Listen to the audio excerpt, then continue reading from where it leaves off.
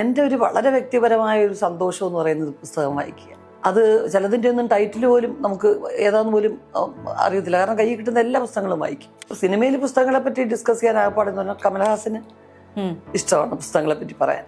ഒരു pan panchayat cinema എന്നാണ് സംവിധായകൻ തന്നെ സിനിമയെ വിശേഷിപ്പിച്ചത്. സ്വന്തം തന്ത എത്തിയിട്ട് 3 ദിവസമായിട്ട് നായിക ദുഃഖിച്ചിരിക്കുന്നുണ്ടാ. ജഗദമ്മ എന്ന് പറയുന്ന ആൾക്കൂട്ടത്തിലും അല്ലെങ്കിൽ നമ്മുടെ ചുറ്റുപാടും കാണുന്ന സാധാരണ സ്ത്രീ. ഈ പെണ്ണ് എന്തരോ പറഞ്ഞു എന്തരീന്ന് ചോദിച്ചിട്ട് നോക്കിയപ്പം എന്തരോ ഒരു സാധനം ഇങ്ങനെ അങ്ങ് പോയി. മമ്മൂട്ടിയുടെ സിനിമ അല്ലെങ്കിൽ മോഹൻലാലിന്റെ സിനിമ, സത്യനന്ദിക്കാടിന്റെ സിനിമ, ഇങ്ങനെ പറഞ്ഞാണ് ആളുകൾ തിയേറ്ററിൽ പോയിരുന്നത്.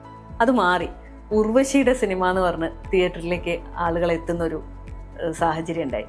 ഇപ്പം സനിതയൊക്കെ ചോദിക്കുന്ന പോലെയുള്ള ഇത്തരം ഘട്ടങ്ങളിലാണ് ഞാൻ ഓർക്കുന്നത് അത്രയും ഒരു സിനിമ മുഴുവൻ എന്നെ വിശ്വസിച്ച് ഏൽപ്പിച്ചു എന്നുള്ളത്.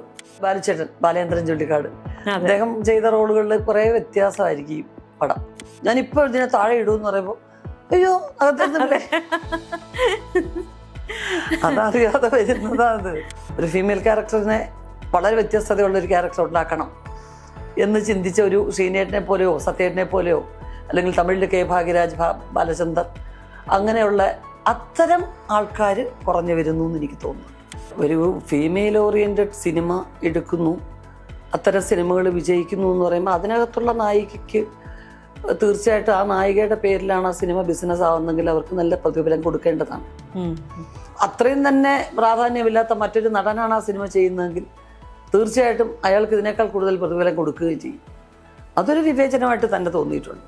നമ്മളെ സംബന്ധിച്ചിടത്തോളം ഇപ്പം എന്ത് ലഹരി ഉപയോഗിച്ചായാലും ഉപയോഗിച്ചല്ലെങ്കിലും മറ്റുള്ളവരെ ഹറാസ് ചെയ്യുക, ഉപദ്രവിക്കുക എന്നൊക്കെ പറയുന്നത് മോശം തന്നെയാണ്. ഇപ്പം ഏറ്റവും ടോപ്പ് സ്റ്റാർസിനെ വെച്ച് ചെയ്യുന്ന പടങ്ങൾ മാത്രം വിജയിച്ചുകൊണ്ട് ഇൻഡസ്ട്രി നിലനിൽക്കണമെന്നില്ല.